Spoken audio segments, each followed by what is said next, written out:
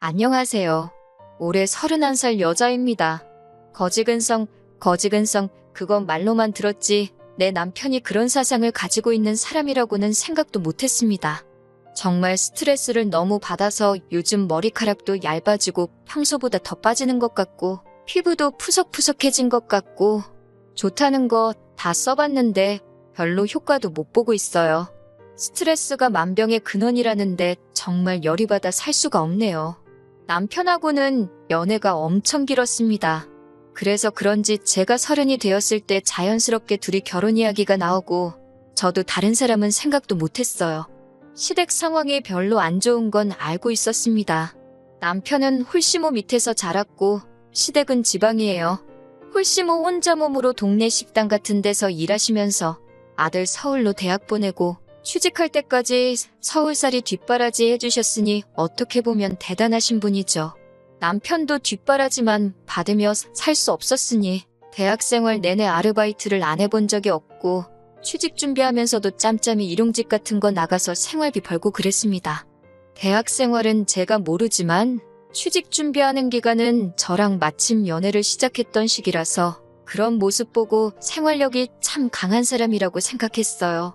명절 때도 본가 안 내려가고 서울에 남아 있었습니다. 그때 일손 구하기가 힘들어서 돈을 더 받는다고 명절 아니어도 집에는 언제든 내려갈 수 있지만 같은 시간 일하고 돈을 더 받는 날은 포기할 수 없다는 게 남편의 의견이었어요. 그래도 명절인데 남들 다 쉴 때 힘들게 일하고 와서 녹초가 돼서 혼자 집에 있는 모습 보면 많이 측은하고 그랬습니다. 저희 부모님께서 그렇게 걱정되면 집으로 데리고 오라고 하셨어요. 명절에 혼자 지내는 것보다 명절 음식 먹으면서 분위기도 내고 그러면 얼마나 좋냐고요. 그때 처음 부모님께 남자친구를 소개해줬고 남자친구도 그때는 염치도 있고 신세졌다는 마음 가지고 있으면서 저희 부모님한테 잘했습니다. 생활력 강하고 저한테 잘하고 저한테 잘하는 만큼 저희 부모님한테 잘하고 그 모습을 보니 솔직히 시댁이 어려운 형편인 건 결혼할 때 크게 고려할 상황이 아니었어요. 취직 준비 기간이 길었지만 남편이 회사도 중견급 좋은 회사로 들어가서 연봉도 나쁘지 않은 편이었거든요. 취직 기간이 짧으니 모아놓은 돈이 그렇게 많지는 않았지만 그래도 생활력이 워낙 강하다 보니 2년 직장 생활하면서 어떻게 4천만 원을 모아놓은 걸 보니 용하더라고요. 저는 대학 졸업하고 25부터 바로 취직해서 일을 했어요. 월급 많은 직장은 아니지만 부모님이 용돈이나 생활비 같은 것 조금 도와주시고 해서 5년 적금 부어서 1억을 만들었습니다. 남편과 둘이 합치면 1억 4천이었어요. 물론 제가 모아놓은 돈이 대부분이기는 하지만 앞으로 남편이 벌 돈이 더 많을 테고 저는 나중에 육아를 이유로 일찍 일을 그만둘 수도 있으니 크게 개의치는 않았습니다. 문제는 신혼집이었어요. 남편이나 제가 다니는 회사가 둘 다 강남에 있었으면 대중교통 잘 되어 있는 경기권 신도시에 신혼집을 구해볼 법도 있는데 그쪽이라고 집값이 저렴한 것만은 아니더라고요. 거기에 제가 다니는 회사랑 남편 다니는 회사 위치도 서로 정반대에 있고 경기권에 있으면 출퇴근으로만 버리는 시간도 크고 시간적으로나 체력적으로나 엄청 힘들 것 같아 보였습니다. 그렇다면 서울에 집을 구할 수밖에 없었을 텐데 지금이야 불경기라서 집값이 내려가네 어쩌네 하지만 그때는 서울 집값은 오늘이 제일 싸다는 말이 있을 정도로 매일매일 부동산 가격이 고공행진을 하던 시기였거든요. 대출을 받는 건 상관이 없는데 대출이자 달마다 나갈 거 생각하면 저도 일은 나이가 아닌데 자녀 계획을 세울 수 있나 없나 싶었고 빌라 전세에 들어가자니 솔직히 TV에 전세 사기다 뭐다 해서 안 좋은 것만 잔뜩 접했던지라 그건 내키지 않았어요. 월세 사는 것도 생각해봤는데 그러면 대출 받는 거랑 뭐가 다른가 싶어서 그것도 내키지 않았고요. 친정 부모님께서 제가 신혼집 구하는 것 가지고 이렇게 스트레스를 많이 받는 걸 보다 못해서 저를 불러서 이야기를 하시더라고요. 두 분이서 은퇴하시면 공기 좋은 곳에 집 짓고 살 계획이셨다고 해요. 은퇴 계획이다 보니 틈틈이 준비를 해오셨기 때문에 땅도 이미 가지고 계신 상태였고 구체적인 계획도 다 가지고 계신 상황이었어요. 단지 시기를 생각하지 못해서 땅만 가지고 계시고 집은 올라가 있지 않은 상황이었고요. 친정 부모님께서 제안하신 게 일단 친정집에 저희가 들어와서 같이 살자고 하시더라고요. 친정 부모님은 그때 맞춰서 건축 허가도 받고 업자랑 컨택도 해보고 집을 바로 올리시겠다고요. 당장 저희가 친정 부모님하고 같이 사는 게 불편하지 않겠나를 걱정하시더라고요. 시집살이도 하는데 대릴 사위는 못할 게 뭐냐고, 그리고 암만 계산해봐도 집 지어지는데 암만 길어봐야 1년이 안 걸릴 거잖아요? 구축 아파트라고 해도 서울에 집이 생기는데, 그리고 남도 아니고 저한테는 부모님, 남편한테는 장인 장모님 한 가족인데 그거 불편한 거 감수 못하겠다고 할 문제도 아니었어요. 물론 부모님 집이 완공될 때까지 월세 사는 방법도 있는데 그 기간이 몇 년 걸릴 것도 아니고 문제 없다고 했습니다. 남편한테 신혼집 문제를 이렇게 하게 되겠다 이야기를 했는데 당연히 좋아하더라고요. 집이 해결되었는데 이제는 돈을 모으는 일밖에 안 남은 거잖아요. 대출 없이 시작한다고 생각하니 여유 자금도 훨씬 많아지고 자녀 계획 세우는데도 솔직히 제가 지불하는 거나 마찬가지니 남편 외벌이 시킨다고 해도 그렇게 눈치도 안 보였고요. 저희 결혼 날짜 맞춰서 친정부모님 은퇴 후 지내실 집도 토목공사가 시작되었어요. 그래도 은퇴 후 보낼 집인데 업체 선정하는데도 조금 꼼꼼하게 준비하느라 시간이 걸렸습니다. 그리고 공사가 시작되면서 저는 친정부모님한테 집을 증여받았고요. 제가 모아놓은 돈으로 증여세 다 냈고 명의는 제 이름으로 했습니다. 그런데 남편이 그 사실을 가지고 펄쩍 뛰더라고요. 결혼하기로 했는데 명의를 왜 공동명의로 하지 않았느냐고요. 그 부분에 대해서는 솔직히 남편이 서운해할 수 있는 부분이라고 생각은 했습니다. 그런데 아무리 생각해봐도 공동명의를 곧바로 하는 건 아니라고 생각했어요. 신혼집이 친정부모님이 사시던 집을 증여받은 것이고 증여세 또한 제가 여태껏 모아놓은 돈으로 다 해결을 했으니 일단은 제 명의로 해놓는 게 맞다고 생각했습니다. 공동명의로 바꾸는데 무슨 억만금이 드는 것도 아니고 연애를 길게 하기는 했지만 같이 살았던 건 아니었으니 부부간의 신뢰를 쌓아가고 시간이 지남에 따라 제가 남편에게 경제적으로 의지하게 될 날이 올 텐데 그때가 돼서 공동명의를 해도 늦지 않다고 생각했거든요. 남편이 그때 너무 서운해했어서 솔직히 조금 미안하기는 했지만 저는 그게 맞다고 생각했습니다. 그리고 남편도 자기 돈 얼마 들어가지 않은 거 알고 있으니 계속 우기지는 못했어요. 그 외에는 결혼 준비하는데 별다른 어려움은 없었습니다. 당초 계획한 대로 남편이 모아놓은 돈으로는 혼수를 새로 할까 하다가 오래된 아파트이기도 하고 그래서 친정부모님이 나가시면 그때 저희가 어디 한 달 정도 지낼 곳을 구해서 리모델링하고 인테리어를 싹 다 새로 하는 것도 좋겠다 싶어서 그 돈은 남겨두었어요. 그리고 예정된 대로 저희는 식을 올리게 되었고요. 신혼여행 다녀와서 은근 떨리기 시작했어요. 남편이 그동안 연애하면서도 저희 부모님한테 워낙 잘했기 때문에 같이 한 집에서 지내게 된 6개월에서 8개월 정도? 짧으면 짧고 길다면 긴 기간이지만 나름 재미있고 추억도 많이 생길 거라고 생각했거든요. 그런데 그렇게 친정부모님한테 삭삭하게 잘하던 남편이 말 그대로 돌변해버렸습니다. 퇴근하고 집에 있을 때 밥 먹을 때 말고는 방 밖으로 나오지를 않더라고요. 문 닫아놓고 시위하는 것도 아니고 나 불편해 죽겠다 티를 팍팍 내고 다녔어요. 연애할 때 저희 집에 놀러오면 알아서 청소기도 한 번씩 돌리고 식사 준비하시는 어머니 근처에 가서 자기가 도와드릴 건 없냐고 묻던 싹싹한 모습은 온데간데 없었습니다. 이따금씩 저희 아버지와 반주도 같이 하고 장기나 바둑 같은 것도 같이 두면서 정말 집에 아들 하나 생긴 것처럼 잘하던 남편이 돌변해버린 거예요. 친정 부모님도 많이 당황해하셨어요. 모르는 사람이 저러고 있으면 그냥 불편한가 보다 하시겠는데 잘하던 사람이 그러니까요. 저도 많이 서운했습니다. 그래서 남편한테 한마디 했어요. 그랬더니 남편이 성질을 버럭 내면서 지금 제가 자기한테 바라는 게 대리효도라고 하는 겁니다. 솔직히 어이가 없었어요. 제가 뭐 맹목적으로 저희 부모님 기분 맞춰서 아양 떨고 애교 부리라는 것도 아니고 한 집에 같이 살고 솔직히 저희가 큰 도움 받는 건데 해야 할 도리하는 게 어떻게 대리효도냐고 그랬죠. 반대로 제가 같은 이유로 시집살이 하고 있으면 밥때만 빼꼼 나와서 차려준 밥 먹고 들어가고 당신처럼 불편한 티 팍팍 내고 있으면 나한테 안 서운할 거냐, 아무 말도 안 할 거냐 한마디 했죠. 할 도리 해야 하는 걸 대리효도라고 할 줄은 상상도 못했거든요.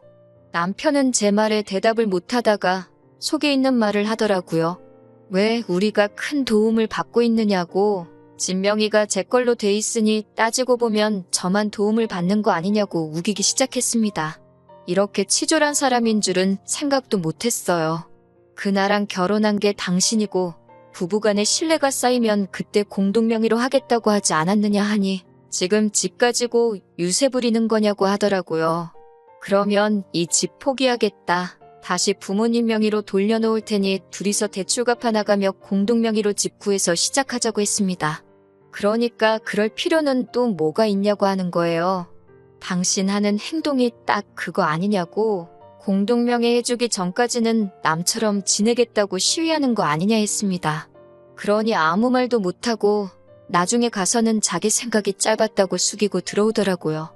그 뒤로 연애할 때 하던 것처럼 하는 건 아니지만 적어도 방문 쾅 닫아놓고 시위하듯 있지는 않았습니다. 중간중간 친정아버지 술상대도 해주고 집안일 같은 거 조금씩 도와주고 하면서 딱 할 만큼만 하더라고요. 약간 엎드려 절 받는 기분이 들기도 했는데 그래도 친정부모님이 조금 안심한 듯 보여서 저도 길게 말은 안 했습니다. 저희가 친정에서 신세지면서 첫 월급을 받은 날이었어요. 남편이 결혼 전부터 시부모님께 생활비 명목으로 50만 원씩 보내고 있는 건 이미 결혼 전부터 알고 있었고 결혼 후에도 그렇게 하겠다고 미리 이야기가 돼 있던 부분이었고요. 그런데 남편이 난데없이 100만 원을 보내드려야겠다고 하는 거예요. 말한 거랑 다르지 않느냐고, 그렇게는 못하겠다고 저도 반대를 했습니다. 그랬더니 남편이 자기가 계산서를 들이밀면서 저희가 한 달 친정에서 지내면서 배달음식 시켜 먹은 금액하고 한번 부모님 모시고 같이 고기 먹으러 다녀온 것, 친정어머니랑 같이 장보고 와서 제가 계산한 것 등등 해가지고 금액을 싹 다 적어놨더라고요. 양가의 효도 똑같이 해야 하는 거 아니냐고 하면서 저희가 친정에서 지내면서 안 해도 되는 지출을 한 거나 마찬가지니 그 돈만큼 자기 어머니한테 드려야겠다는 거예요. 얼이 빠져서 말도 안 나오더라고요. 막말로 배달음식이며 외식한 거며 심지어 장봐온 거 계산해준 것까지 지는 안 먹었나요? 치킨 같은 거 시켜 먹어도 친정 부모님이 닭다리는 사위가 먹으라고 주시는 분입니다. 다리가 2개니까 장인 장모님 드시라고 거절할 법도 한데 2개 다 지가 먹고 그랬거든요.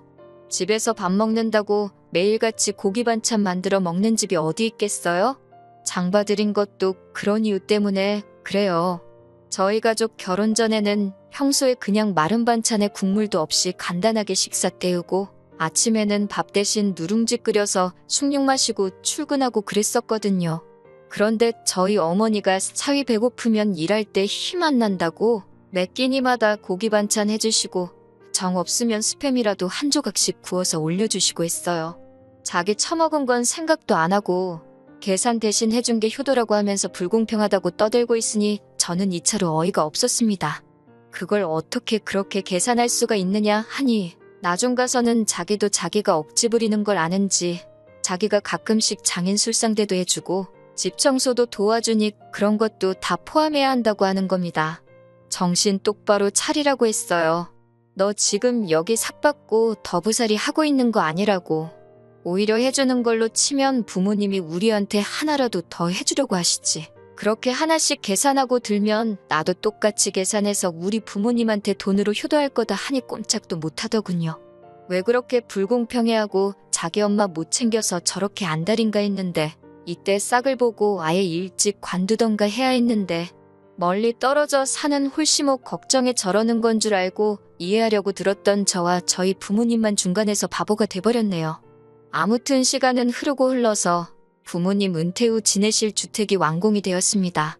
때에 맞추어 부모님 이사 나가셨어요. 제 평생을 부모님하고 같이 지내왔는데 이제 멀리 떨어져 지낼 생각을 하니 많이 아쉽더라고요. 차로 2시간이면 보지 않느냐고. 그리고 두 분 완전히 은퇴하신 거라 당신들이 오셔도 된다고. 남는 게 시간이라고 하시면서 걱정하지 말라고 하셨습니다. 친정부모님 짐이 빠지고 나니 집이 이렇게 넓었나 싶었어요. 부모님이 나간 그 주 주말에 남편이 제일 먼저 한 건 집들이 한다고 서울에 시어머니를 초대한 겁니다. 친정부모님 나가시고 그래도 이제 우리 집이 되었으니 얼마나 자랑을 하고 싶었겠나 싶었지요.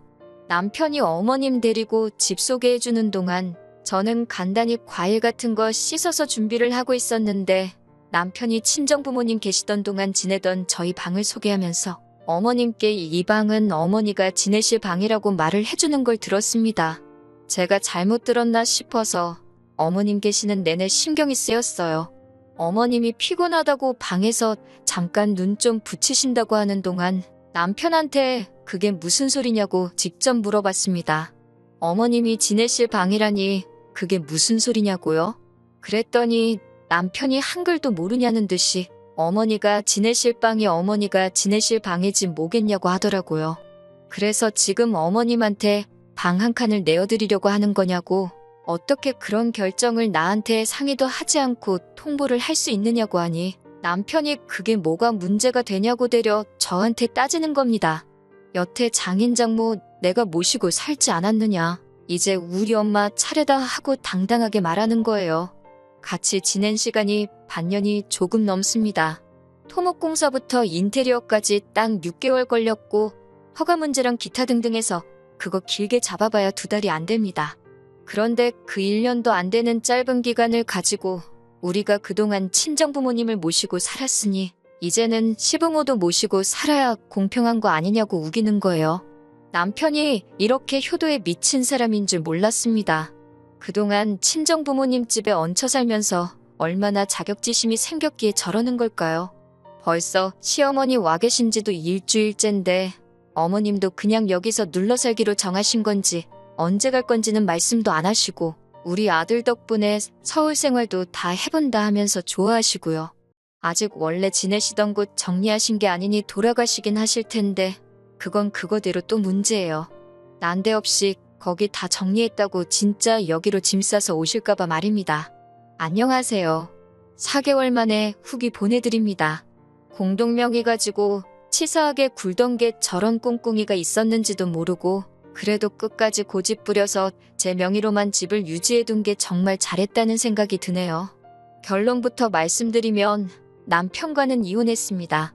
저희가 친정부모님 도움받은 건 생각도 안 하고 무조건 시어머니한테 효도할 차례라고 우기는 남편하고 더 길게 볼 것도 없다고 생각했어요. 얼마나 어머님 모시고 살고 싶었는지 평소였으면 꼼꼼히 알아보고 빼도 박도 못하게 진행했을 사람인데 효도할 생각에 하나도 알아보지도 않은 것 같더라고요. 이혼 이야기를 꺼내니 집이 제 명의로 되어 있어도 부부관계 증명만 가능하면 자기가 재산분할 청구할 수 있는 건 모르냐고 어디서 주워들은 이야기 가지고 저한테 겁을 주더라고요. 애초에 이 집이 제 명의로 되어 있는 게 결혼 전에 증여받은 거는 염두에 두지도 않고 저러고 있던 거예요. 결혼하고 친정부모님하고 곧바로 같이 살았고 살다가 두 분이 이사를 나가셨으니 집단에는 증여가 그때 이뤄진 걸로 착각을 하고 있던 거죠. 그러니까 결혼 후에 생긴 재산이나 마찬가지니 분할해 가겠다고 큰 소리를 떵떵 치는 거고요. 그리고 모르긴 모르지만 결혼기간이 고작 1년인데 재산 분할 청구를 할 수나 있는지. 어차피 소송으로 가봐야 시부모 봉양을 강요하는 남편한테 이 결혼에 대한 파탄 사유가 분명할 것 같은데 위자료는 어떻게 감당할 거냐고 물어봤더니 아뿔싸 싶었는지 그때부터 표정이 사색이 되더라고요. 원래 이렇게 대책 없는 사람도 아니고 똥멍청이도 아니었는데 참 뭐가 이 사람을 이렇게 바꿔놓은 건지. 결혼을 했으니 부모에 대한 효도도 똑같이 나눠서 해야 맞다는 게 남편의 생각인 것 같은데 이건 누가 봐도 자기 어머니한테만 잔뜩 기울어 있는 상황인 거잖아요. 나중 가서는 시어머니 혼자 계시니까 장인 장모님한테 하는 것만큼 두 명째 효도를 해야지 공평한 거 아니냐고 하는데 저는 솔직히 남편이 고집 그만 부리고 어머님은 어머님대로 친정부모님은 친정부모님대로 그리고 또 우리는 우리대로 행복하자 하고 부모님께 효도는 딱 남들 하는 만큼의 도리만 하자고 했으면 용서해줬을지도 몰라요. 그런데 친정 부모님한테 신세는 있는 대로 져놓고서는 혼자 자격지심의 시어머니한테만 효도해야 한다고 하는 저게 저는 이해가 도통 안 된다는 말이죠. 결국 의견을 좁히지 못하고 남편하고는 이혼하게 되었습니다. 이제 와서 갑자기 효도가 하고 싶다면 말리지 않는다고요. 그런데 혼자 하라고 했습니다. 제가 친정 부모님한테 싹싹하게 좀 해달라고 했을 때 대리효도 시키지 말라고 하지 않았느냐고. 우리 문제는 이혼을 하지 않는 이상은 해결되지 않을 문제인 것 같다고요. 결국 효자 남편은 저보다 홀시어머니를 택했네요.